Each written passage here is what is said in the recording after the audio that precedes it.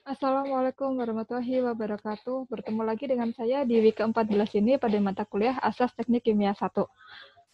Baik, tetap semangat ya. Asas Teknik Kimia 1 is easy. Baik, di sini kita akan membahas tentang gas uap cair yang akan kita butuhkan untuk mencari, biasanya kita gunakan untuk mencari volume dari suatu stream. Jadi kalau misalnya di dalam stream itu adalah fluidanya berupa gas, maka kita bisa mencari volume dari massa atau mol gas tersebut. Nah, untuk mencari volume tersebut, kita membutuhkan persamaan gas ideal, di mana kita perlu mengenal dulu ada satu pendekatan yang kita bisa gunakan, yaitu pendekatan gas ideal. Nah, gas ideal sendiri adalah gas yang bekerja pada suatu suhu dan tekanan tertentu yang biasanya pada kondisi standar. Jadi ini pada T dan P standar.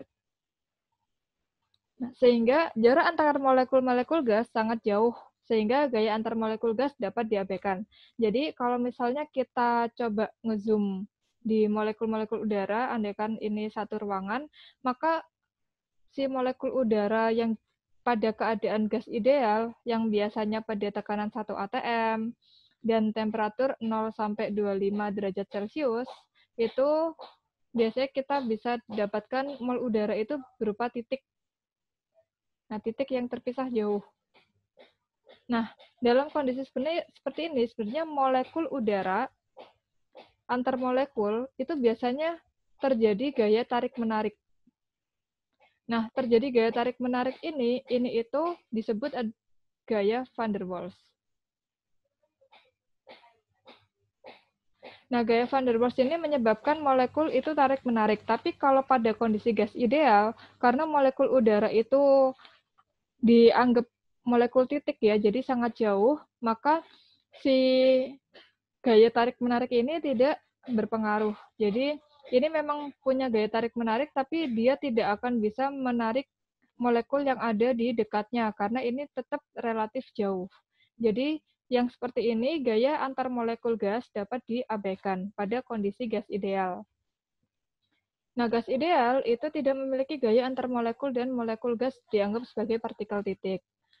Perhitungan yang menggunakan hukum gas ideal itu sudah sering kita dengar dan kita sudah kenal ini sejak SMP ataupun SMA, di mana PV sama dengan nRT. Jadi di sini tidak ada pendekatan gaya tarik antar molekul di dalam udara, sehingga di sini kita bisa langsung memakai hubungan PV sama dengan nRT, di mana P adalah tekanan absolut, V adalah volume total yang ditempati gas, N jumlah mol gas, R tetapan gas ideal, dan T-nya adalah suhu absolutnya.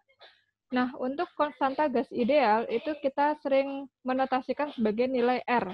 Nah, nilai R itu dapat diperoleh dari kondisi standar. Kondisi standar itu biasanya pada P0, T0, dan V0, di mana P0-nya bisa berkisar 1 atm atau 10 pangkat 5 Pascal, atau juga 29,92 Inch. Dengan T0-nya itu 0 derajat Celcius, 32 Fahrenheit, atau kita bisa juga memakai dalam satuan Kelvin, 273 Kelvin, ataupun satuan Rankine. Biasanya kalau British yang diminta itu Rankine ya. Nah, ini seperti ini Rankine. Nah, ini bukan Reaumur. Jadi ini Rankine 492 Rankine. Nah, kemudian V0-nya itu bisa 22,4 liter per mol atau 22,4 meter kubik per kilomol ataupun 359 feet kubik per pound mol.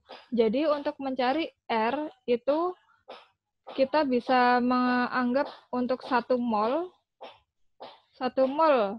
gas ideal,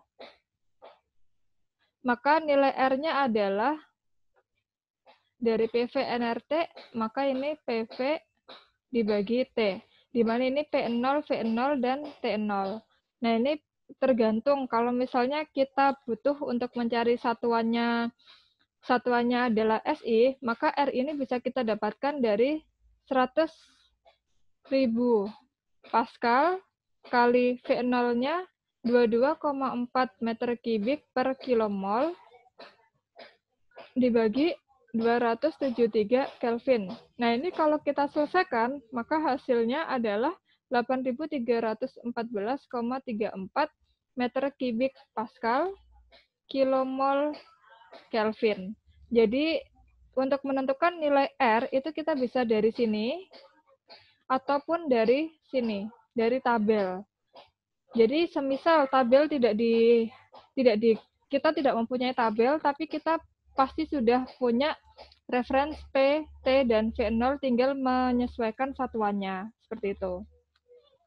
Jadi kalau misalnya kita mau ke perhitungan British, maka kita bisa pakai P0, V0, T0 dalam satuan British. Maka ini 29,92 insage kali V0-nya berarti pakai yang ini, 359 feet kubik per pound mol dibagi T, temperaturnya biasanya pakai Rankine. Jadi ini 492 Rankine.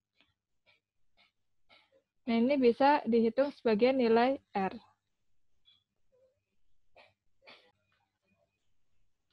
Nah, untuk campuran gas ideal, di sini ada korelasi tekanan parsial dan hukum Dalton.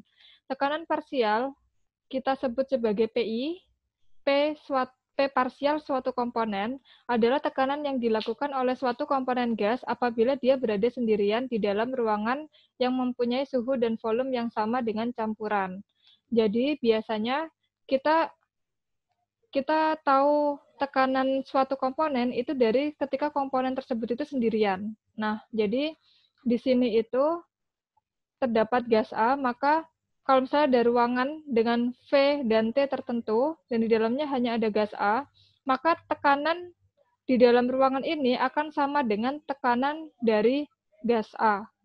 Nah, kalau misalnya kita masukkan gas A ini ke dalam campuran, di mana di sini ada gas A, gas B, dan C dengan volume dan temperatur yang sama dengan ini, maka di sini pressure-nya tidak lagi sama dengan pressure A, tapi merupakan pressure gabungan.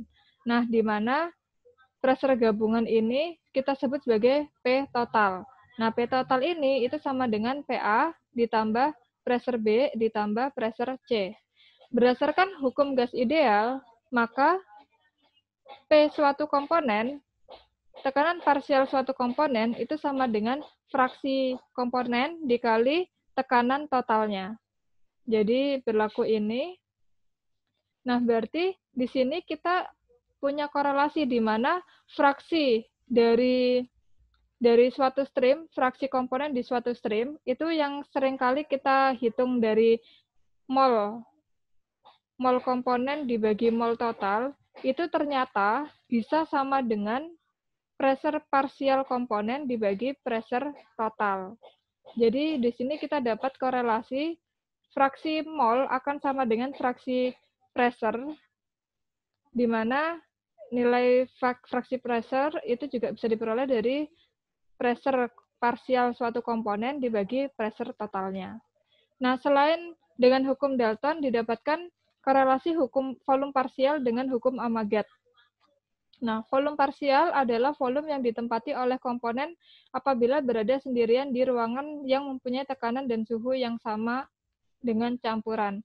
Jadi kalau misalnya di sini itu kita setting pressure dan temperatur yang sama, ini pressure dan temperatur yang sama, maka ketika kita memasukkan hanya zat A, volume di dalam ruangan ini akan sama dengan volume A. Tapi kalau misalnya kita tambahkan B dan C, maka volume di dalam ruangan ini pasti akan bertambah karena pressure dan temperaturnya tetap. Nah, berarti di sini maka akan diperoleh volume total, di mana volume total sendiri itu sama dengan volume A ditambah volume B ditambah volume C. Nah, dari sini kita bisa mengetahui fraksi dari si A. Fraksi A berarti volume A dibagi volume total. Nah, di sini nanti kita akan bisa ketemu volume dari A-nya sendiri berapa, B-nya berapa, C-nya berapa. Maka berdasarkan hukum gas ideal, kita dapat korelasi V suatu komponen itu sama dengan fraksi suatu komponen dikali volume total. Jadi kita dapatkan korelasi bahwa fraksi suatu komponen itu bisa dinyatakan dalam komponen A dibagi komponen total dari molnya, ataupun dari pressure parsial A dibagi pressure total, atau dari volume suatu komponen A dibagi volume total. Nah, jadi kita punya korelasi ini.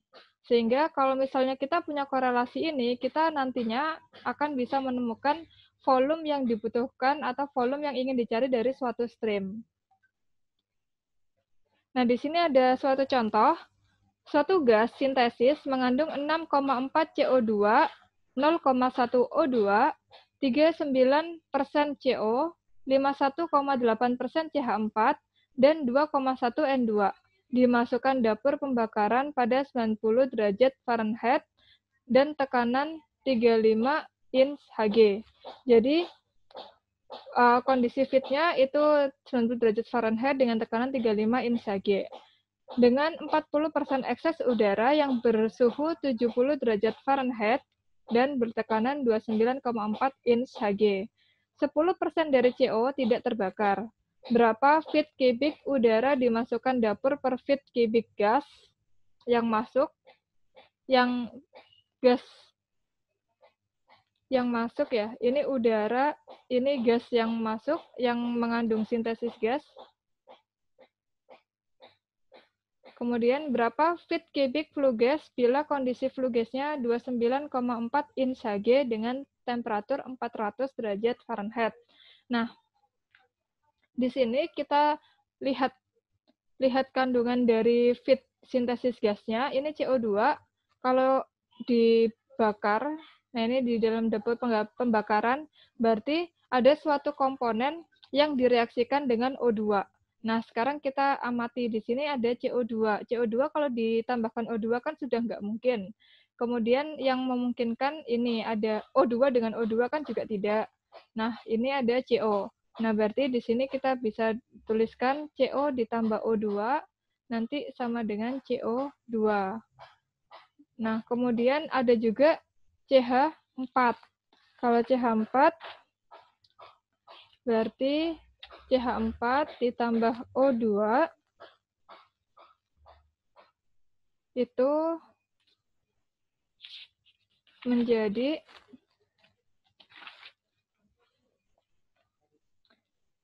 CO2 plus H2O.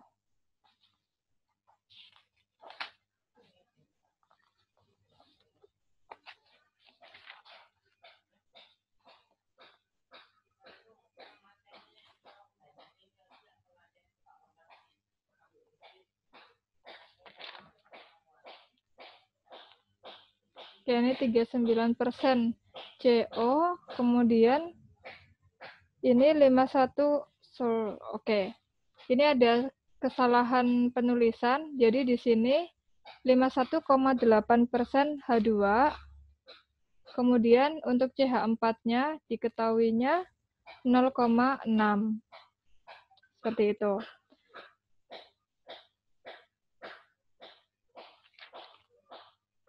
Nah, dari sini ini 0,6%. Nah, jadi di sini ada H2 yang tadi belum disebutkan, maka ini H2 ditambah O2, ini akan menjadi H2O. Jadi di sini kita punya 3 reaksi dari CO, H2, dan CH4. Maka di sini karena di sini tidak diketahui berapa pon mol yang akan diproses, di sini kita basiskan dulu. Nah, yang kita basiskan bisa kita basiskan 100 pon mol F. Nah, di sini karena kita itu butuh mencari volume dari stream, maka kita perlu T dan P, data T dan P. Maka kita tuliskan T-nya di feed sintesis gasnya 90 derajat Fahrenheit dan P-nya 35 ins Hg. Nah, di sini kita tuliskan juga persen molnya. Persen molnya ini 6,4%, O2-nya 0,1, kemudian untuk CO-nya 39, H2-nya 51,8, CH4-nya 0,6, dan N2-nya 2,1%. Ini typo. Nah, dari sini maka kita bisa dapatkan total fraksi mol yang ada di sintesis gas. Ini totalnya 100%. Nah, karena kita sudah ngebasis 100 mol, maka dari sini kita bisa dapatkan komponen masing-masing. Komponen masing-masingnya itu diperoleh dari fraksi mol dikali F. Jadi fraksi komponen dikali F. Atau kita bisa tulis juga XI kali F. 6,4 kali 100, 0,1 kali 100, 0,1% ya ini. Persen, 39% kali 100, 39 dan seterusnya. Nah, kemudian dari sini, maka selanjutnya kita bisa mendapatkan banyaknya udara yang masuk. Karena kita masih belum tahu udaranya itu berapa, tapi kita tahu data eksesnya 40% ekses. Maka di sini kita tuliskan persamaan reaksi teoritis untuk mencari eksesnya.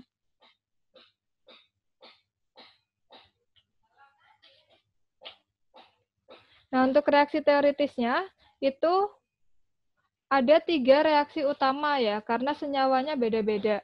Yang pertama adalah CO plus O2 menjadi CO2. Nah, ini kita setarakan, maka ini jadi setengah. Kemudian, yang kedua, reaksinya ada H2 plus O2 menjadi H2O. Ini kita setarakan, maka ini setengah. Kemudian, reaksi yang ketiga ada CH4 plus O2 menjadi CO2 plus H2O. Nah, di sini itu kita setarakan juga, ini 2, ini 2. Nah, ini udah setara. Kemudian di reaksi teoritis itu menganggap 100% mol limiting reaktan habis bereaksi. Berarti di reaksi teoritis kita tuliskan semua mol yang ada di sini. Nah, ini CO-nya 39, H2-nya 51,8, dan CH4-nya 0,6. CO-nya 39, kemudian ini H2-nya 51,8, CH4-nya 0,6. Nah, dari sini itu kita dapat O2 yang dibutuhkan. Maka ini kita dapatkan 19,5 karena separuhnya 39, dan yang ini kita dapatkan 25,9, kemudian yang ini kita dapatkan 1,2. Maka total O2 teoritis dari reaksi adalah pertambahan dari sini.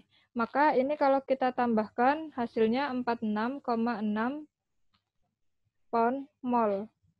Nah, di sini kita perhatikan juga di stream F ini ada O2.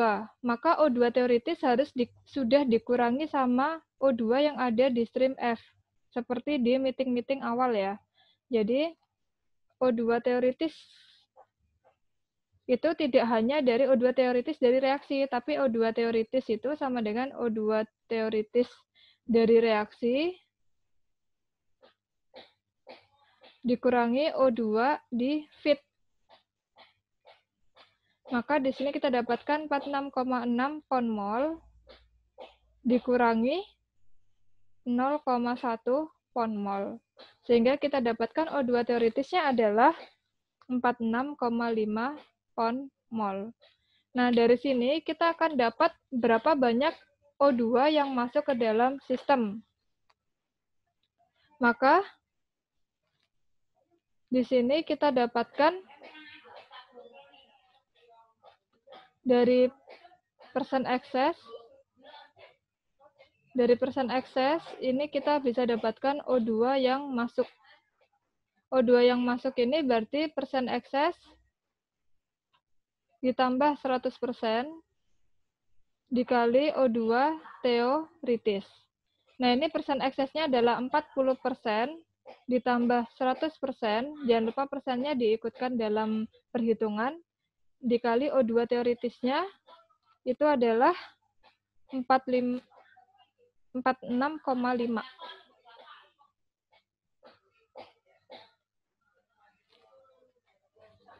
Nah, dari sini kita dapatkan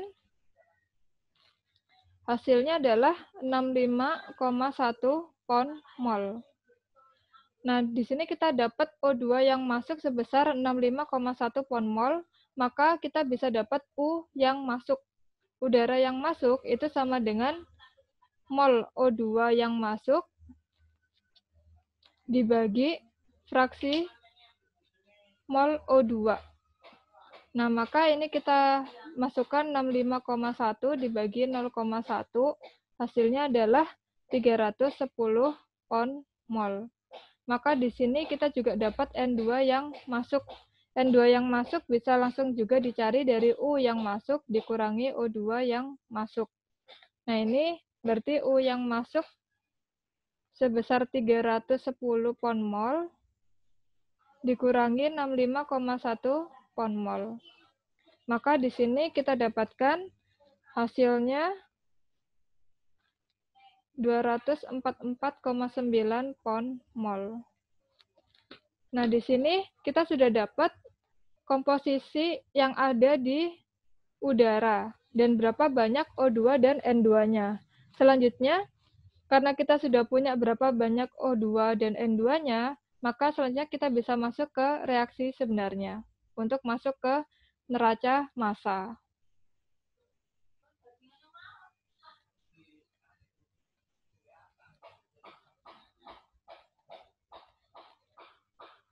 Nah, untuk di reaksi sebenarnya, kita tuliskan lagi reaksinya ada 3, yaitu CO plus setengah O2 menjadi CO2.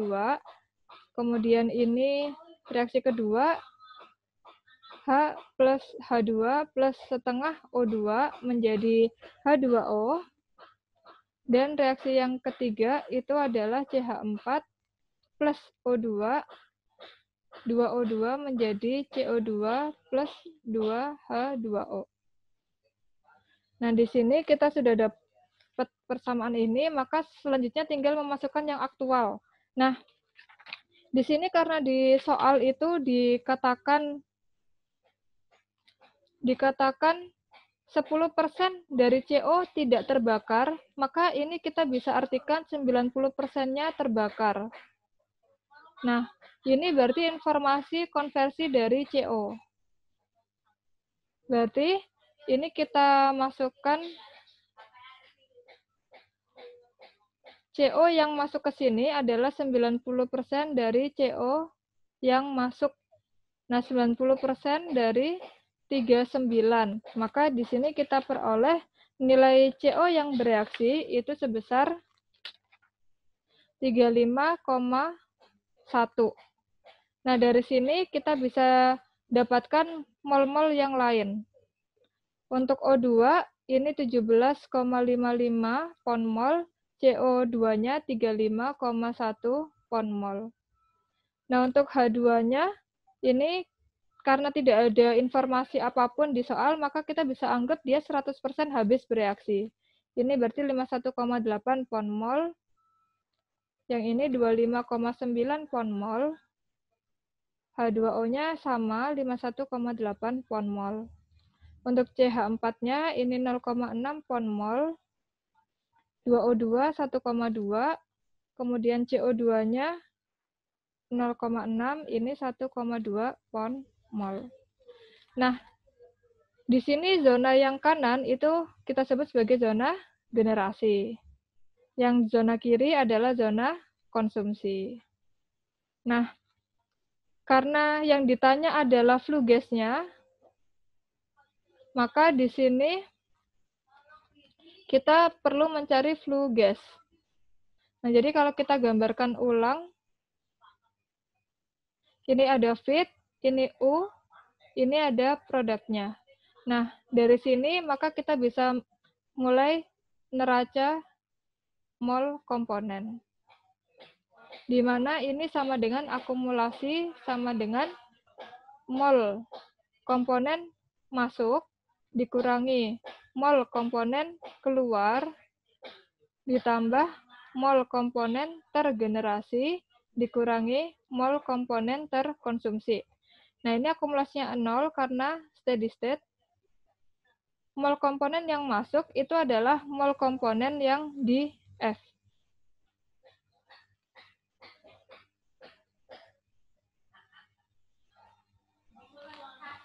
Ya, ini adalah mol komponen di F dikurangi mol komponen ini F plus mol komponen di U karena sama-sama masuknya dikurangi mol komponen di P ditambah mol komponen tergenerasi dikurangi mol komponen terkonsumsi.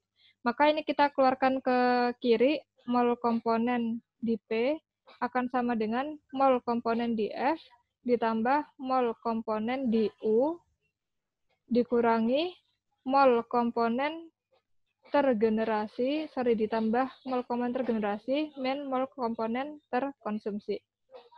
Nah, berarti dari sini kita bisa prediksikan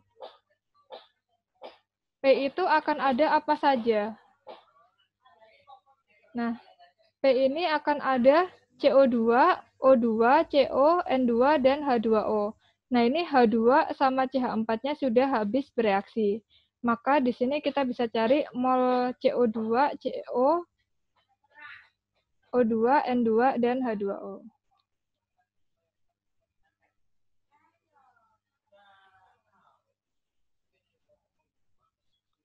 Hilang. Mol ini plus mol U dikurangi mol komponen di P plus mol komponen generasi min mol komponen konsumsi. Kemudian ini mol komponen di P sama dengan mol komponen di F ditambah mol komponen di U ditambah mol komponen tergenerasi dikurangi mol komponen terkonsumsi. Maka kita bisa tuliskan mol CO2 di P itu sama dengan mol CO2 di F ditambah mol CO2 di U ditambah mol CO2 tergenerasi min mol CO2 terkonsumsi.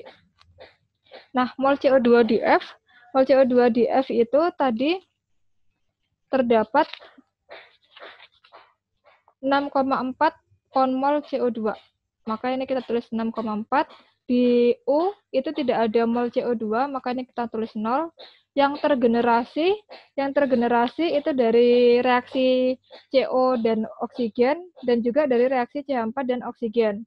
Maka di sini kita dapatkan 35,1 ditambah 0,6 dikurangi mol CO2 terkonsumsi. Nah, CO2 di sini tidak ada yang terkonsumsi, maka dari sini kita dapatkan mol CO2-nya adalah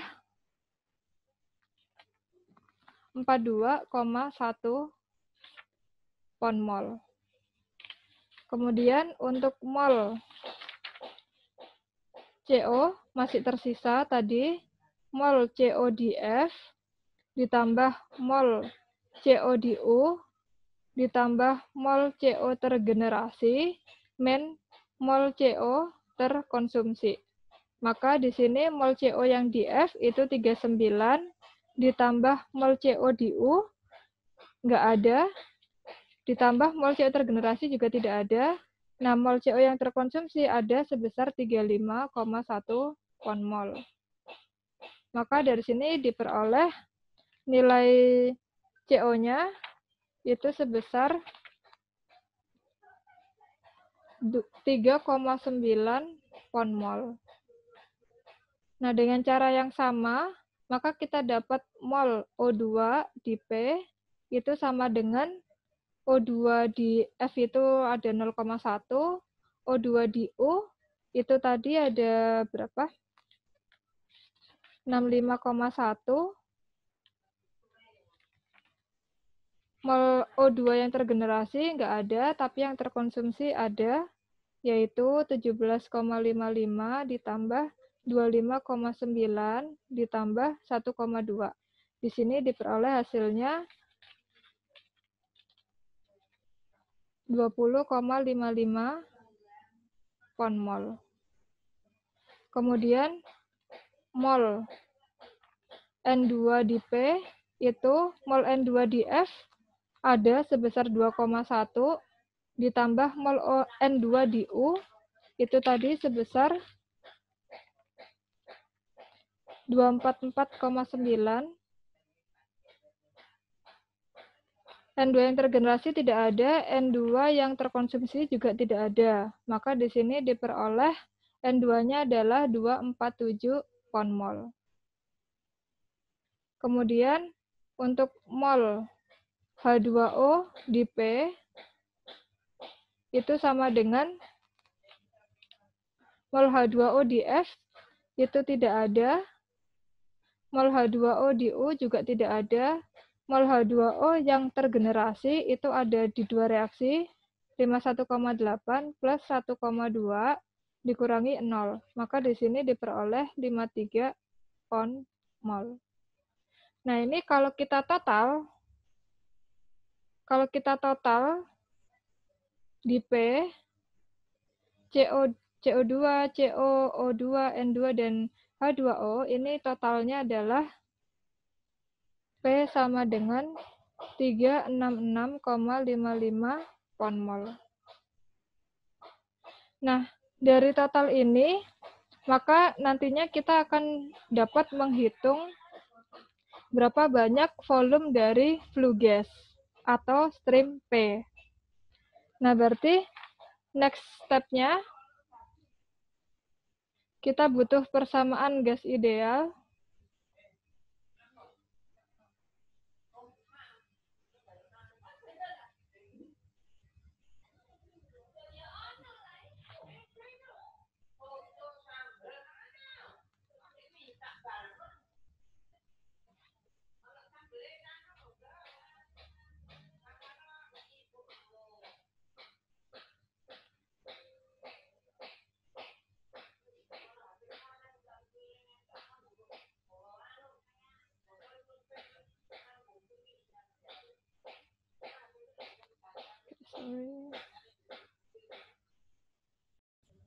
Oke, dari total massa tadi, dari total mol tadi yang kita dapatkan, kita peroleh mol di stream P itu sama dengan 366,55 pon mol. Nah, dari sini kita selanjutnya bisa mencari volume dari stream. Dari stream S, stream U, dan stream P. Nah, untuk volume dari stream itu bisa kita menggunakan persamaan gas ideal. Kenapa kita bisa menggunakan persamaan gas ideal? Karena pressure dan temperaturnya masih dalam naungan gas ideal, jadi tidak terlalu tinggi. Maka di sini kita bisa gunakan PV sama dengan nRT. Nah, PV sama dengan nRT, dari persamaan ini, maka volume itu akan bisa kita peroleh dari sini. V sama dengan nRT dibagi P. Nah, R sendiri itu tadi berasal dari P0 V0 dibagi T0. Nah, ini kita substitusi ke dalam persamaan V. Maka ini N kali R-nya adalah P0 V0 per T0 kali T dibagi P. Nah, dari sini kita klasifikasikan N, P dengan P, P0 per P, kemudian T dengan T, T per T0 dikali V0. Maka di sini kita peroleh persamaan V itu sama dengan N kali P0 per P dikali T per T0 kali V0. Nah, ini berarti dari sini kita bisa dapatkan volume dari stream F, maka volume F itu sama dengan molnya si F, berarti 100 pon mol dikali P0 itu kondisi 1 atm, berarti 29,92 in Hg. Kita pakai in Hg karena di soal diketahui kondisi fitnya dalam in Hg. In Hg kali 90 plus 460 Rankine. Ini Rankine. Karena ini adalah 90 Fahrenheit, kalau mau diubah ke Rankine, ditambah aja 460. Kemudian ini pada kondisi 0 derajat Celcius atau 32 Fahrenheit, maka kalau 32 Fahrenheit tambah 460, kita dapatkan 492 Rankine. Ini kondisi untuk T0-nya. Kemudian dikali V0. V0 karena ini satuannya British, kita pakai yang British juga. 359 feet cubic per pound mol. Nah, dari sini kita akan dapatkan 34.300 feet cubic. Sedangkan volume U itu kita dapatkan 310 pound mol kali 29,92 in Hg dibagi 29,4 in Hg dikali ini 70 karena temperaturnya 70 derajat Fahrenheit plus 460 Rankine dibagi 492 Rankine dikali 359 feet cubic per pound mol. Nah, dari sini diperoleh volume U-nya adalah 122.000 feet cubic. Sedangkan volume dari P itu diperoleh 366,55 pound mol dikali 29,92 in Hg per 29,4 in Hg dikali 400 plus 460 Rankine dibagi 492 Rankine kali 359 feet cubic per pound mol. Maka di sini volume P kita peroleh 2.340.900 feet cubic. Nah, dari sini maka kita bisa menjawab pertanyaan yang A, yaitu berapa volume udara per feet cubic gas F. Maka ini diperoleh 122.000 feet cubic udara per 34.300 feet cubic gas. Maka hasilnya 3,56 feet cubic udara per feet cubic gas. Nah, untuk menjawab yang B, berarti feet cubic flue gas dibagi feet cubic gas. Maka flue gasnya 2.340.900 feet cubic flue gas dibagi 34.300 feet cubic gas. Nah, di sini kita peroleh 68,2 feet cubic flue gas per feet cubic gas. Nah, ini untuk mencari volume dari suatu stream, kita bisa menggunakan persamaan gas ideal. Oke. Nah, tapi kalau misalnya untuk yang berkaitan dengan ini karena full gas ya. Nah, sometimes itu di dalam gas itu ada komposisi cairnya yang dalam fase vapor. Nah, ketika dalam fase vapor kita tidak bisa menggunakan persamaan gas ideal. Maka di sini kita butuh persamaan gas nyata. Jadi kita butuh mengetahui gas nyata. Gas nyata itu apa? Gas nyata itu gas yang bersifat volume molekul gas nyata tidak dapat diabaikan. Kemudian molekul gas nyata memiliki ukuran dan volume. Terdapat gaya tarik-menarik antara molekul-molekul gas, terutama jika tekanan diperbesar atau volume diperkecil. Adanya interaksi atau gaya tarik-menarik antara molekul gas nyata yang sangat kuat menyebabkan gerakan molekulnya tidak lurus, dan tekanan ke dinding menjadi kecil, lebih kecil daripada gas ideal. Gas cenderung berperilaku sebagai gas nyata dalam tekanan tinggi, namun suhu rendah. Gas nyata berperilaku gas sebagai ideal pada tekanan rendah dan suhu tinggi. Jadi, Kalau misalnya didapatkan pressure-nya itu di atas 3 atm, maka ini kita tidak bisa menggunakan persamaan gas ideal. Ini tidak bisa berlaku. Maka kita harus menggunakan persamaan gas nyata. Nah, di gas nyata ini, kalau misalnya tadi gas ideal yang antar molekulnya jauh dan ada tarik-menariknya itu bisa diabaikan, kalau di gas nyata, karena ada tekanan yang besar, maka volumenya akan cenderung kecil. Nah, karena kecil itu, maka molekul-molekul gas itu akan berdekatan.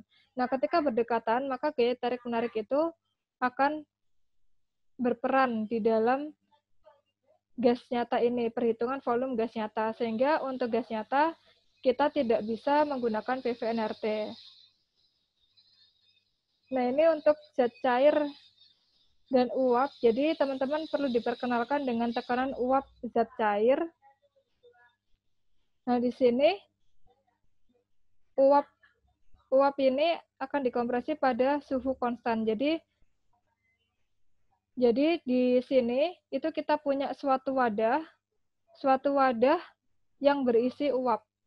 Nah, ini uap, di mana uap ini itu memiliki temperatur lebih dari 100 derajat Celcius dengan pressure 1 atm. Nah, ketika kita ubah volumenya dan kita ubah temperaturnya dengan pressure yang sama, dengan kita mengubah temperatur 100 derajat Celcius, itu akan menjadikan uap ini terkondensasi. Jadi, seperti halnya grafik ini ya, grafik entalpi. Nah, semisal kita punya es batu itu pada kondisi 0 derajat Celcius. Ini 0 derajat. Nah, es batu ini pada saat dikeluarkan di kulkas, dia juga 0 derajat Celcius. 0 derajat Celcius. Nah, es batu ini itu akan mengalami fase meleleh. Nah, ketika meleleh, itu dia kondisi suhunya masih 0 derajat Celcius. Nah, kemudian es batu ini setelah meleleh, maka di sini ini fasenya solid, yang ini fasenya liquid. Nah, ketika fase liquid akan menjadi air. Nah, ketika jadi air, maka pada kondisi 100 derajat, ini di sini dia akan berubah menjadi saturated liquid. Apa sih saturated liquid itu? Saturated liquid itu adalah liquid yang gampang banget berubah jadi vapor. Jadi dikasih panas dikit udah jadi vapor. Itu biasanya pada kondisi boiling point. Nah, kalau di boiling point kan kita gampang banget melihat ada uap yang keluar ya, yang pada saat kita mendidihkan air di panci. Nah, ini saturated liquid.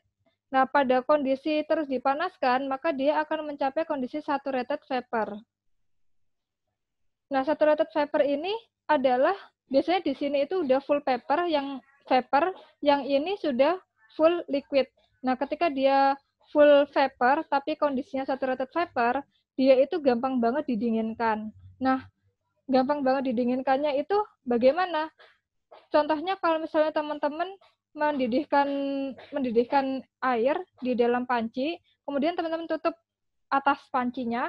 Nah, di kondisi di panci itu cenderung temperaturnya lebih rendah. Maka uap-uap yang menempel pada panci itu akan berubah menjadi air. Dia secara otomatis terkondensasi atau terembunkan karena dia fasenya saturated vapor. Tapi kalau misalnya suhunya itu dinaikkan lagi, maka ini akan menjadi di zona superheated. Nah, superheated ini akan menjadikan dia vapor yang lebih stabil. Jadi dia nggak gampang untuk terkondensasi.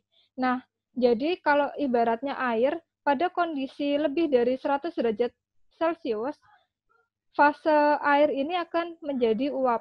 Tapi ketika dia di kondisi boiling point, ini 100 derajat Celcius, dia adalah fasenya saturated vapor.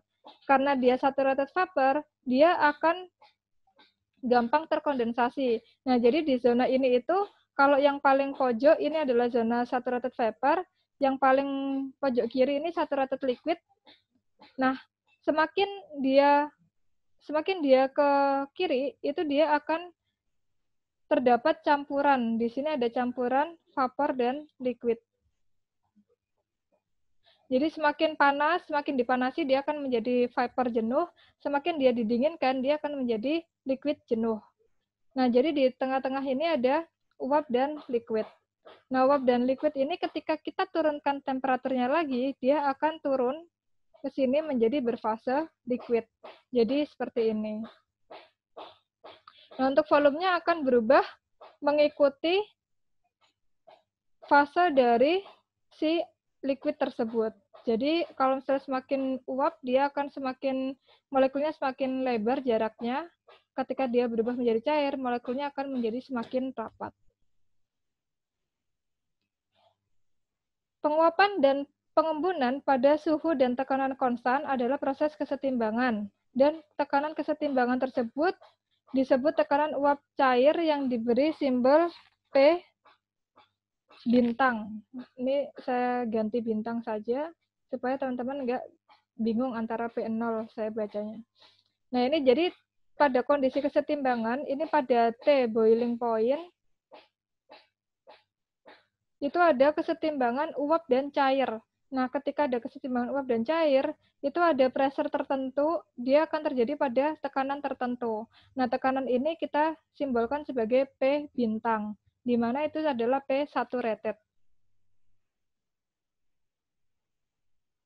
Nah, untuk mendapatkan korelasi tekanan saturasi, tekanan jenuh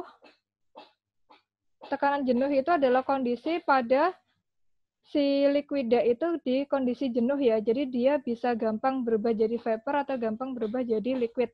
Nah, kita bisa menggunakan persamaan Clapeyron di mana ln P saturated itu sama dengan M kali 1 per T plus B, di mana M dan B-nya adalah konstanta. Di sini bisa diperoleh dari tabel Clapeyron.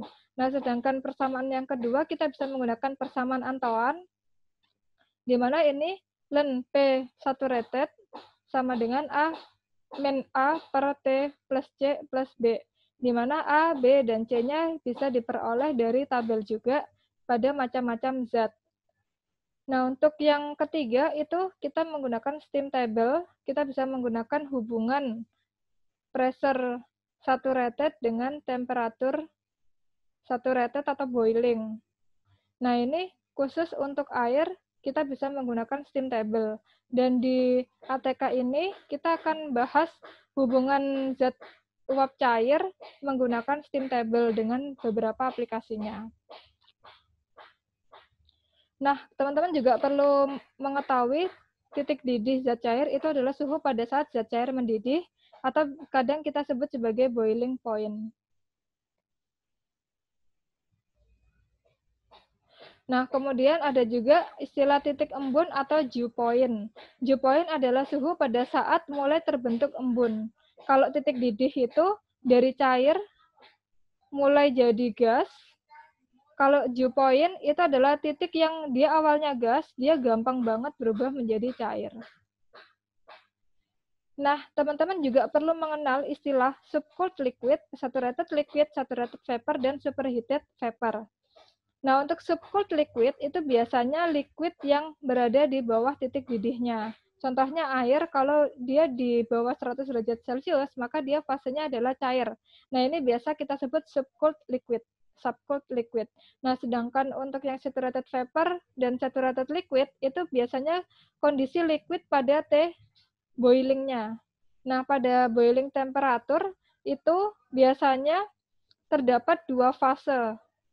Nah, ini liquid, seperti yang saya gambarkan tadi. Di zona ini, itu biasanya ada liquid dan ada vapor. Semakin dia panas, semakin dia berubah jadi vapor. Semakin dia kurang panas, maka dia akan berubah jadi liquid. Kalau di tengah-tengah, maka ada campuran liquid dan vapor. Nah, ini selanjutnya ada full vapor. Nah, berarti untuk saturated liquid itu adalah liquid yang jenuh, yang dia gampang terboiling atau teruapkan. Dan di sini juga ada saturated vapor, itu adalah vapor yang jenuh yang dia gampang terembunkan. Dan setelah melewati 100 derajat Celcius, maka akan diperoleh uap.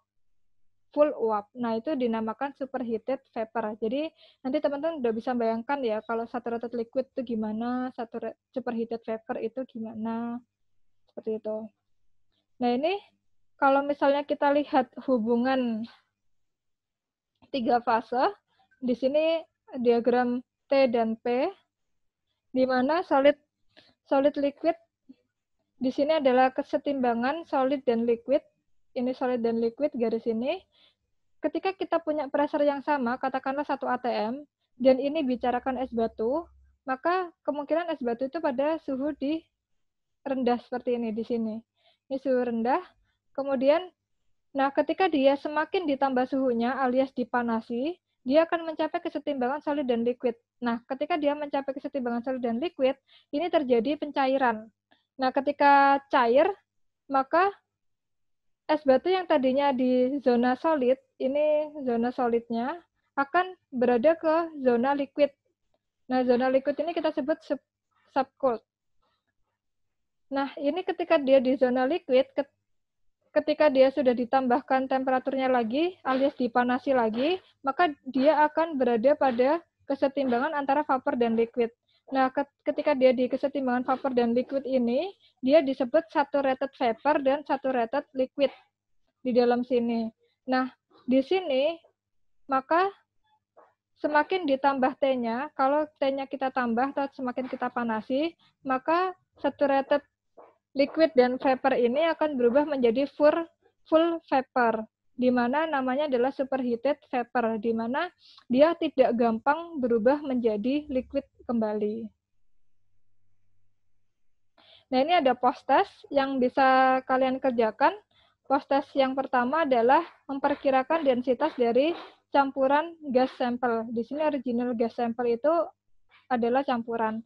Jadi, di sini ceritanya ada alat kromatografi. Alat kromatografi ini itu adalah alat yang memisahkan komponen-komponen di dalam gas. Nah, ketika sudah bisa memisahkan komponen-komponen di gas, itu akan diperoleh massa dari masing-masing komponen. Kalau dapat masing-masing komponen, teman-teman bisa dapat fraksi komponen di dalam gas tersebut. Nah, di sini ada sebuah sampel natural gas yang diambil pada 3.500 kilopascal dan 120 derajat Celcius. Ini dipisahkan secara kromatografi dan ditemukan masing-masing massa dari gas-gas tersebut. Itu sekian.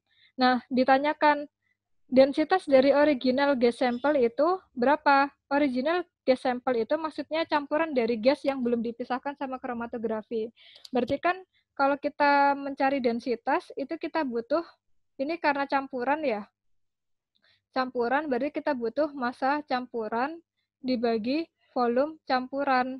Nah, di sini itu kita nggak tahu massa campuran, kita sudah tahu massa campurannya yaitu 540 gram, tapi kita nggak tahu volume campurannya. Maka teman-teman bisa coba cari molnya. Karena ini gram, maka ini nanti satuannya mol. Nah, ini cari molnya dulu. Kalau sudah ketemu molnya, cari mol totalnya. Ketika sudah cari mol total, teman-teman bisa cari volumenya. Nah, ini untuk volumenya. Nah, di sini teman-teman bisa pakai PV-nRT. Nah, dari situ teman-teman bisa dapat volumenya berapa, sehingga bisa dimasukkan ke sini. Ini volume campuran. Oke, selanjutnya, teman-teman juga perlu mengenal antara campuran gas dan uap. Jadi, biasanya kalau misalnya di combustion kemarin kita pakai ini ya, pakai udara. Udara itu komposisinya O2 dan N2. Nah, ini 0,21, ini 0,79. Nah, ini itu biasa kita sebut sebagai udara kering. UK. Nah, biasanya ini kita sebut sebagai udara kering. Padahal realnya kalau di sini yang kita rasakan itu di udara itu selalu mengandung H2O. Jadi ini biasanya O2, N2 sama H2O. Sebenarnya ada inersi berupa argon ya, tapi kita abaikan saja. yang biasanya mempengaruhi udara ini adalah H2O. Nah, di sini itu adalah biasanya kandungan udara itu ada O2, N2, H2O. Kalau misalnya nggak ada H2O, berarti diasumsikan dia udara kering. Nah, itu biasanya hanya dihitungan saja sih, pada realnya ada H2O-nya. Nah, di sini karena ada H2O di dalam udara, ini biasanya fasenya adalah vapor. Fasenya gas. Nah, berarti di sini ada suatu H2O, maka kita bisa menyatakan H2O itu sebagai relative saturation atau bisa kita sebut relative humidity. Di mana relative saturation atau relative humidity itu sama dengan tekanan parsial uap di dalam gas dibagi P saturated. Ini N saturated. Nah, ini kita ubah jadi bintang ya. Nah, ini P0-nya kita ubah jadi bintang. Nah, di mana P ini adalah pressure, vapor pressure, atau ketika dia di kondisi jenuh, dan ini bisa kita lihat dari steam tabel. Kalau dari molar saturation, maka ini relative humidity atau relative saturation itu bisa dicari dari NV per NG, di mana NV itu mol uap, NG-nya mol gas bebas uap. Ya, ini NG.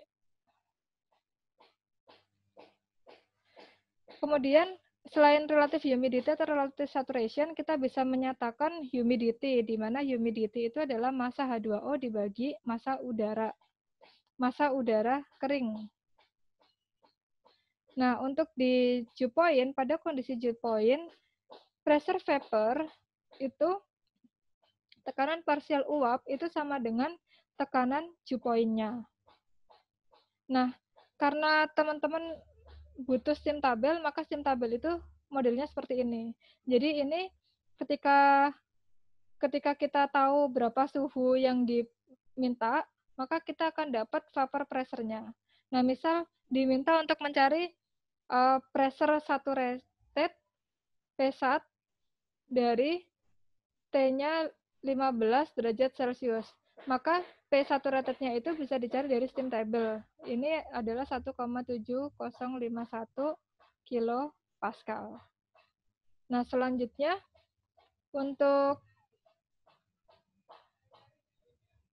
ini ada entalpi, saturated liquid, dan saturated vapor. Tapi kita belum pakai untuk ini. Kita butuhnya di dalam ATK ini saat ini kita butuh hanya P dan T-nya, hubungan P dan T.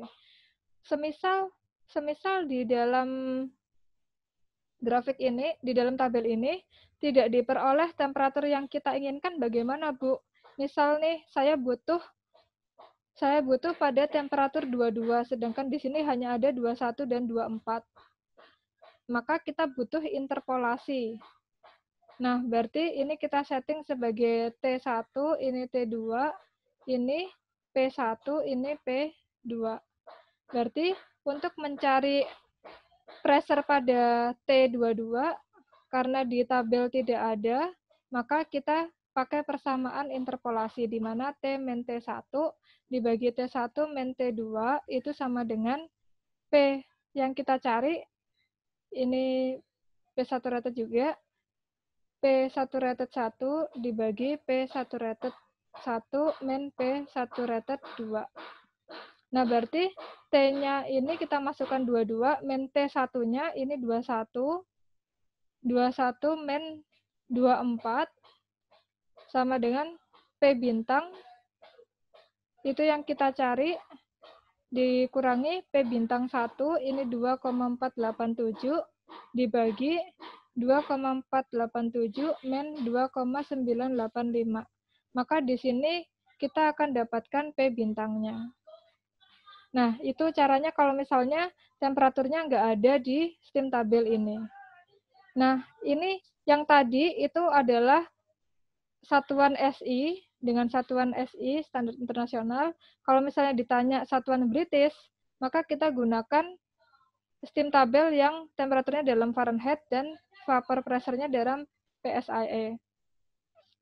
Nah, ini ada contoh di mana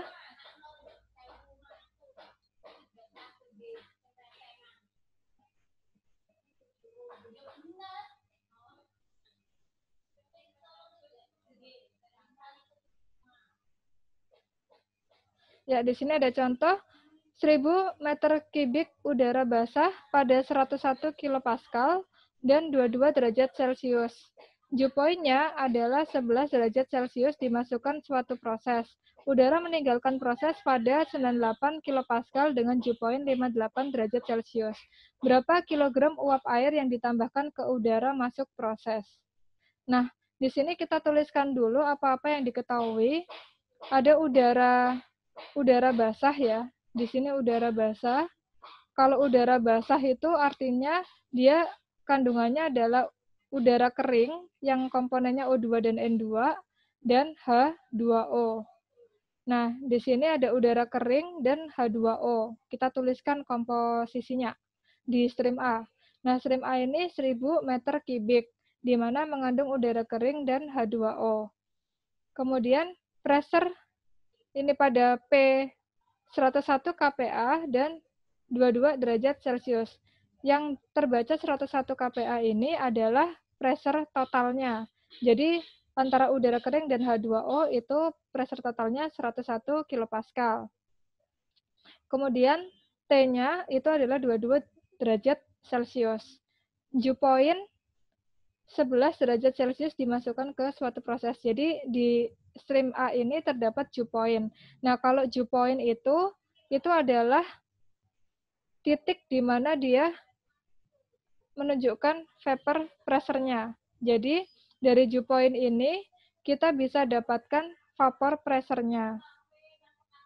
Nah, berarti kita dapat vapor pressure, artinya apa? Ini adalah tekanan parsial dari H2O-nya.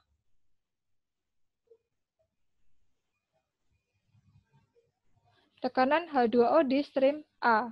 Berarti dari sini, karena vapor pressure itu sama dengan dew point, maka kita melihat dulu yang 11 derajat Celcius, itu kita lihat dari steam tabel. Nah, steam tabel itu di sini, nah ini antara 9 dan 12, karena 11 nggak ada, berarti kita cari. Ketika T-nya 11, maka di sini kita masukkan T min T1 per T1 min T2 sama dengan P. Yang kita cari min P1 per P1 min P2. T-nya ini 11, min T1-nya 9, ini 9 min 12. Di sini didapatkan P bintang, P1-nya 1,1477 dibagi 1,1477 min 1,4022. Nah, dari sini P bintangnya itu bisa diperoleh sebesar 1,31 kilopascal. Nah, kalau kita sudah dapat P bintangnya 1,31 kilopascal, maka kita masukkan kembali ke sini, dan di sini kita sudah tulis 1,31 kilopascal. Nah, di sini terdapat info udara meninggalkan proses pada 98 kPa dengan dew point 58 derajat Celcius. Nah, di sini diketahui juga dew point-nya 58 derajat Celcius, maka kita juga bisa dapat pressure dari H2O, itu sama dengan vapor pressure dari H2O di dalam udara basah tersebut. Nah, di sini dari 58, kalau 58 berarti di antara sini 55 dan 60, maka untuk T-nya 58 itu kita dapatkan dari T min T1 per T1 min T2 sama dengan P bintang min P1 P1 min P2. Nah, T-nya itu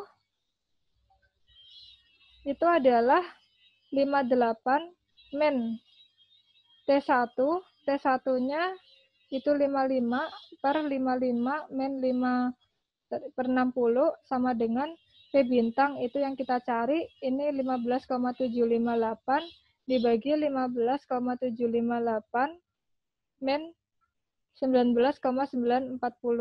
Nah, dari sini kita dapat P bintang pada suhu 58 itu adalah 18,14 kPa. Maka di sini kita bisa tuliskan P vapor pressure dari H2O itu adalah 18,1 kPa. Ini 18,1 kPa.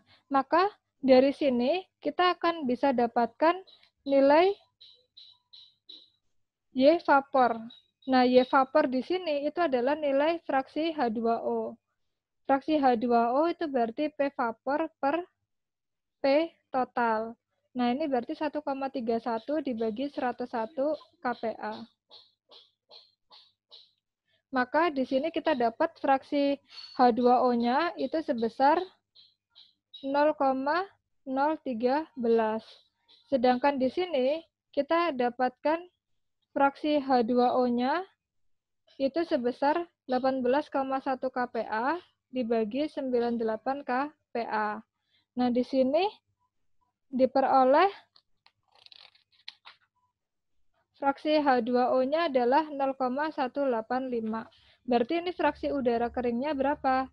Kalau ini berarti 1 min 0,13, hasilnya 0,013. Ini 0,987. Sedangkan yang ini fraksi udara keringnya itu adalah 1 min 0,185 yaitu 0,815. Nah, ini karena berhubung yang A itu yang diketahui adalah volume, maka kita harus ubah dulu ke mol, pakai persamaan gas ideal.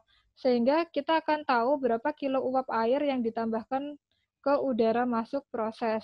Nah, di sini kan kita bisa lihat bahwa fraksi H2O itu yang awalnya 0,013 kecil akan meningkat menjadi 0,185. Nah, berarti kita harus mencari mol dari strip A.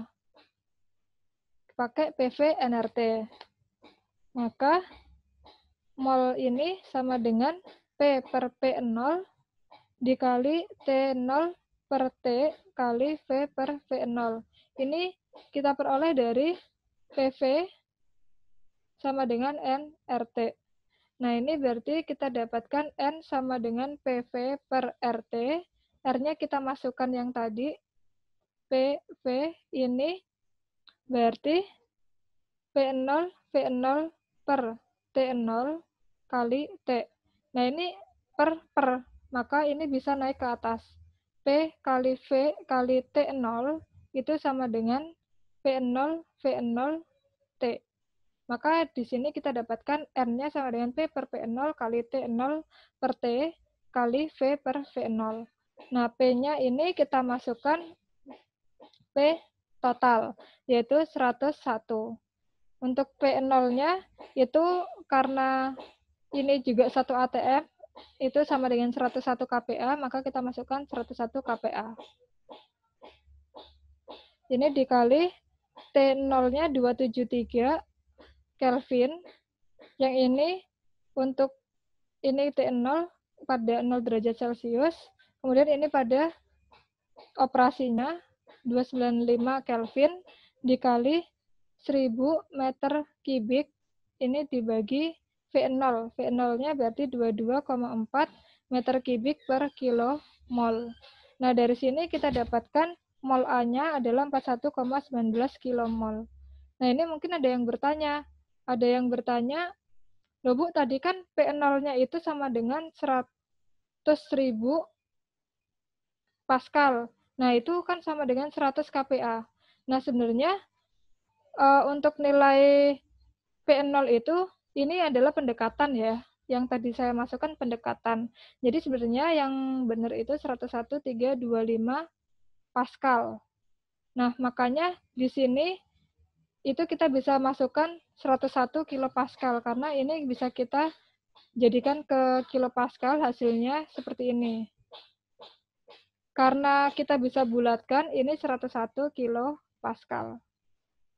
Jadi P0 itu bisa 100 kPa, bisa 100.000 PA, bisa yang ini, bisa yang ini. Itu terserah kalian mau pakai yang mana. Kalau mau mendekati realnya, ya yang 101,325 Pascal atau 101,325 kilopascal. Nah, ini karena di soal itu 101 kilopascal, why not kita pasang 101 kPa juga, yang penting tidak menyalahi kaidah pressure standarnya. Nah, ini mol A sudah diperoleh, maka selanjutnya kita bisa dapat mol yang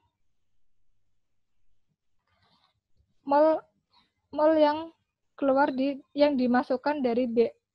Karena apa? Karena ini kita bisa masukkan ya seperti ini. Kita gambar lagi, B ini full H2O. Yang ini itu adalah mol A-nya itu adalah 41,19 mol kilomol dengan fraksi H2O-nya itu 0,013, fraksi udara kering itu 0,987, sedangkan ini menghasilkan stream C, di mana stream P ya. Stream P, di mana stream P ini mengandung fraksi H2O-nya 0,185 dan fraksi udara keringnya 0,815. Nah, dari sini kita bisa memakai untuk mencari nilai B dan P, kita bisa memakai neraca massa total. N mol total itu sama dengan A in sama dengan out ya. A plus B itu sama dengan P. Maka kita dapatkan 41,19 plus B itu sama dengan P. Nah, di sini kita punya persamaan ini, kemudian dengan neraca komponen. Neraca komponen siapa? Misal udara kering. Udara kering, maka kita bisa tuliskan in sama dengan out, karena generasi konsumsi di sini kan tidak ada.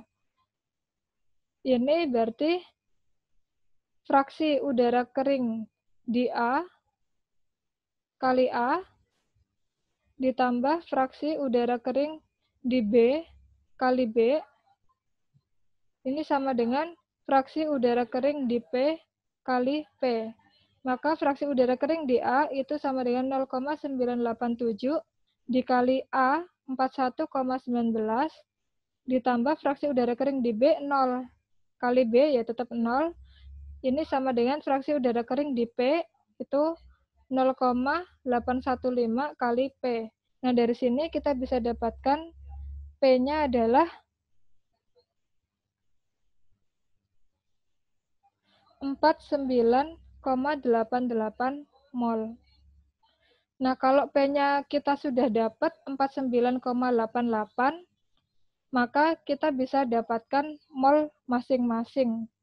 Atau kita bisa substitusi kembali ke sini, disubstitusi, maka B itu bisa dicari dari P dikurangi 41,19. Maka ini kita peroleh 49,88 men 41,19.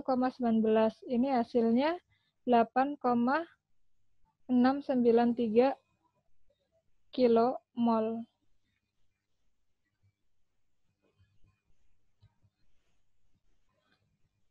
Oke, ini dua angka di belakang koma. 8,69 kilomol. Jadi ini kita dapatkan dari sini. Sehingga kita sudah bisa menjawab pertanyaan bahwa berapa kilo uap air yang ditambahkan ke udara masuk. Hasilnya adalah 8,69 kilomol. Oke, kemudian ada contoh lain lagi. Di sini kita mengenal humidity. Pengumuman di radio menyatakan bahwa udara pada sore hari mencapai 90 derajat Fahrenheit. Relatif humidity-nya adalah 80%. Barometer membaca 738 mmHg. Cuaca cerah, kecepatan angin 8 mili per jam. Diperkirakan pada malam hari suhu udara akan turun menjadi 68 derajat Fahrenheit dan barometer menjadi 745 mmHg. Pertanyaannya, berapa dew point udara pada sore hari? Nah, ini pada sore hari itu kondisinya 90 derajat Fahrenheit, relatif humidity-nya 80%, dan P totalnya, ini P total 738 mmHg. Kemudian, berapa persen dari uap air pada sore hari yang terembunkan pada malam hari? Nah, ini kenapa kok di pagi hari itu ada embun? Nah, itu karena humidity di dalam udara itu tambah malam itu tambah kering. Itu kenapa kalau orang keluar malam-malam itu juga nggak baik buat paru-paru karena udara yang terlewati di kita itu adalah udara kering. Udara yang lebih kering. Nah, itu kenapa kok lebih kering? Karena ada pengembunan dari H2O yang terbawa oleh udara. Karena terjadi penurunan temperatur. Jadi ini temperaturnya kan biasanya kalau malam menjelang pagi atau menjelang subuh itu kan lebih, itu yang paling dingin ya di dalam satu hari. Maka itu terjadi pengembunan. Nah, berapa pon uap air per meter kubik udara pada sore hari? Nah, ini ditanya pon uap air per meter kubik udara pada sore hari. Maka kita bisa buatkan blok diagramnya seperti ini. Nah, di sini tidak ada berapa-berapanya, maka kita bisa di sini kita bisa basis ya. Basisnya adalah 1 meter kubik. 1 meter kubik A.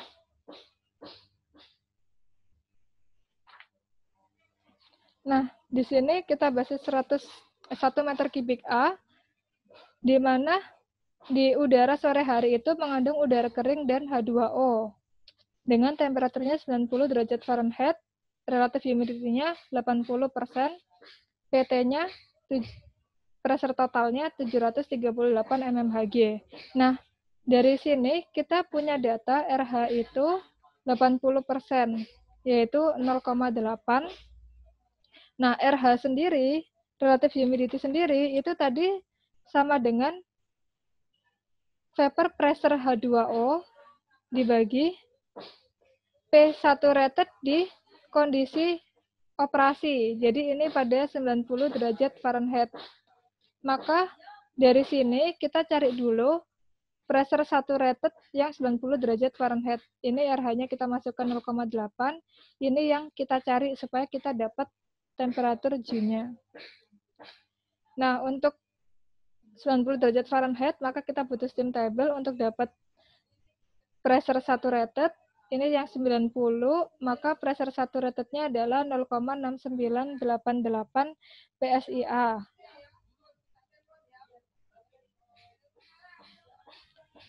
Oke, kemudian di sini satuannya mmHg, maka dari yang kita baca ini 0,6988 PSIA itu kita ubah ke mmHg, yaitu kita dapatkan 36,1 mmHg pakai tabel konversi. Maka di sini kita dapatkan 36,1 mmHg. Nah, dari sini kita dapat vapor pressure-nya adalah 0,8 kali 36,1, yaitu 28,9 mmHg. Nah, yang kita tahu bahwa komposisi vapor itu sama dengan komposisi H2O, yang ini sama dengan PV per P total. Nah, PV-nya 28,9 dibagi P total. P totalnya adalah 738 mmHg. Maka dari sini kita peroleh fraksi dari H2O-nya adalah 0,039. Ini 0,039 dan udara keringnya tinggal 1 dikurangi 0,039 itu adalah 0,961. Nah, dengan cara yang sama pula kita bisa dapatkan ini. Data fraksi H2O. Di mana fraksi H2O itu diperoleh dari PV per PT. Nah, di soal itu kan yang diketahui ini ya, pada malam hari suhu udara akan turun menjadi 68 derajat Fahrenheit. Nah, Data 68 derajat Fahrenheit ini adalah data temperatur Ju-nya. Nah, kenapa? Karena di sini dipastikan ada embun yang terbentuk. Berarti embun itu terjadi pada 68 derajat Fahrenheit. Maka di situ dari 68 derajat Fahrenheit, di 68 ini kita cari di sini, pressure-nya diperoleh 17,5 mmHg. Maka ini 17,5 mmHg dibagi 745 mmHg. Nah, di sini kita peroleh fraksi H2O-nya adalah 0,0235, sedangkan fraksi udara keringnya itu ngikutin ya. Fraksi udara keringnya berarti 0,9765. Nah, dari fraksi-fraksi yang kita udah ketahui, maka kita akan dapatkan banyaknya yang mengembun. Jadi, kita pakai neraca mol total.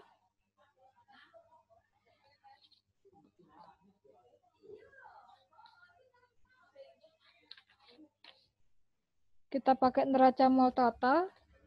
Karena ini 1 meter kubik, maka sebelum ke neraca mol total, kita cari dulu mol A-nya. Nah, mol A itu sama dengan seperti tadi, P per P0 dikali V per V0 dikali T0 per T.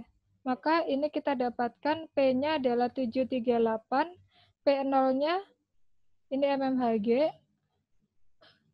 P0-nya adalah kondisi 1 atm atau 760 mmHg, V-nya itu 1 meter kubik, yang ini 22,4 meter kubik per kilogram mol, dikali ini 492 Kelvin dibagi 460 plus 90, sorry ini Rankine ya. Rankine. Maka dari sini didapatkan mol A-nya adalah 0,034 kilomol. Ini 0,034 kilomol. Nah, karena kita sudah punya nilai molnya, maka kita bisa gambarkan lagi A ini sebesar 0,034 kilomol dengan komposisi H2O itu adalah 0,039, komposisi udara kering itu 0,961, sedangkan di sini ada B dengan komposisi H2O-nya 1 karena ini full embun. Kemudian yang ini ada P, di mana fraksi H2O-nya itu adalah 0,0235, fraksi udara keringnya 0,9765. Nah, dari sini kita bisa pakai neraca mol komponen. Itu neraca mol komponen dan neraca total ya. Kita pakai neraca mol total dulu. Kita peroleh in sama dengan out, yaitu A sama dengan B plus P. A-nya 0,034 sama dengan B plus P. Nah, kemudian kita juga punya neraca mol komponen udara kering, di mana in sama dengan out bisa langsung karena tidak ada generasi dan konsumsi, maka ini Y udara kering di A dikali A itu sama dengan Y udara kering di B dikali B ditambah fraksi udara kering di di P dikali P. Fraksi udara kering di A itu adalah 0,039, A-nya 0,034 sama dengan ini fraksi udara kering di B 0 ditambah fraksi udara kering di P itu 0,9765 kali P. Maka di sini diperoleh P-nya adalah 0,03346 kilomol. Maka dari sini kita bisa peroleh nilai B-nya sama dengan ini 0,3346, maka B itu yang terembunkan adalah sebanyak 0,00054 kilomol. Ya, ini. Jadi ini salah satu aplikasi ATK kalau di kehidupan sehari-hari ya. Jadi untuk menjawab pertanyaan yang A tadi, yang ini, berapa dew point udara pada sore hari, itu kita lihat pada pressure saturated-nya. Nah, pressure saturated-nya itu dari sini ya. Ini saturated vapor-nya itu 28,9 mmHg. Maka di sini kita lihat 28,9 mmHg itu kita konversi ke PSIA.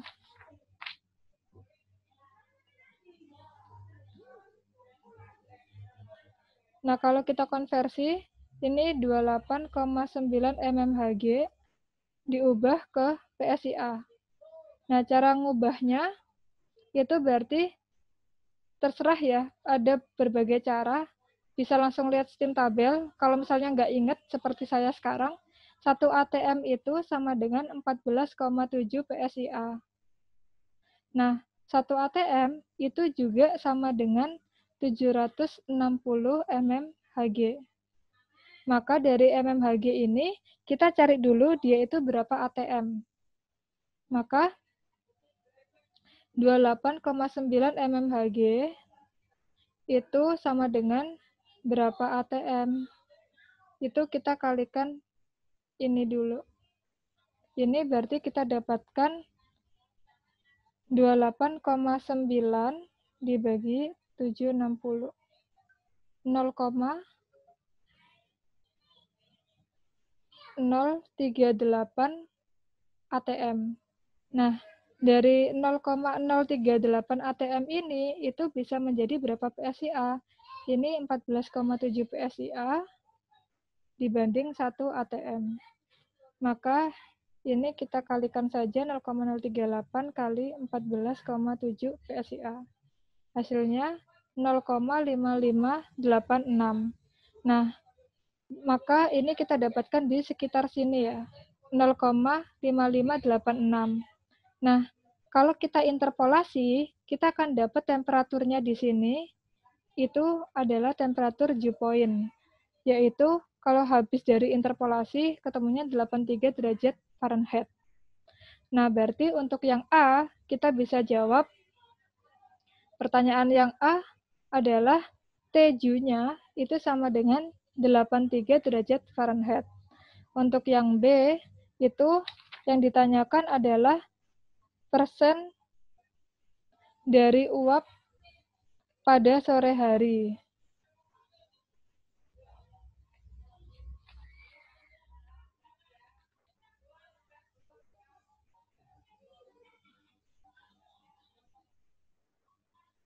Pada sore hari yang terembunkan.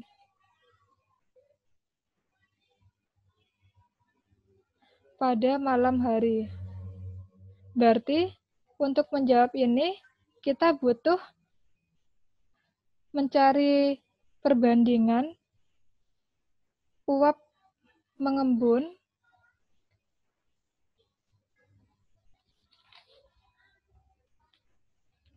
dibagi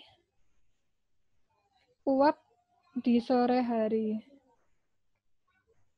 Nah, yang mengembun itu sama dengan B dibanding Y.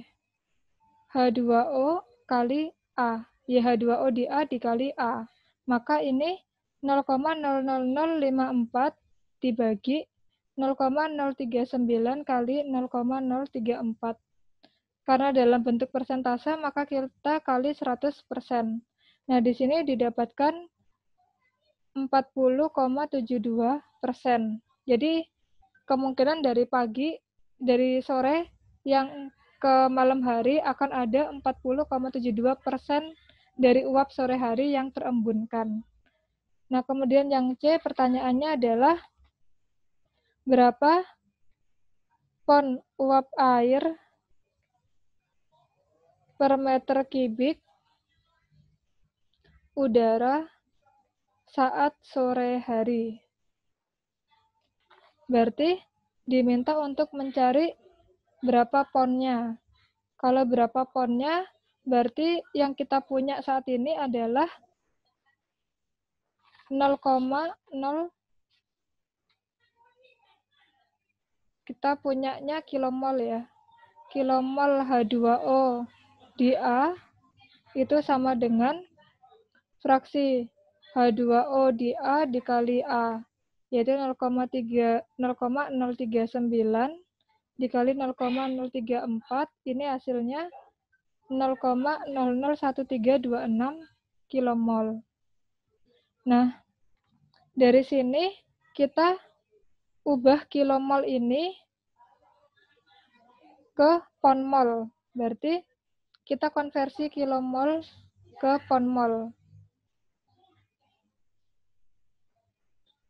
Berarti ini 0,001326 kilomol itu kita ubah dulu ke mol, berarti 1 kilomol itu ada 1000 mol. Nah, kemudian dari korelasi 1 pon mol itu sama dengan 454 mol. Kemudian ini kita kalikan dengan BM-nya. Kali BM H2O. BM H2O-nya 18 pon per 1 pon mol. Maka ini kita dapatkan nilai H2O di A itu sama dengan 0,0526 pon per meter kubik arus A. Nah, ini adalah mol yang dikonversi dari kilomol ke LB mol, ke pon mol ya. Nah, yang ini karena mau cari masanya, maka kita butuh massa itu mol kali BM. Maka di sini kita butuh BM dari H2O.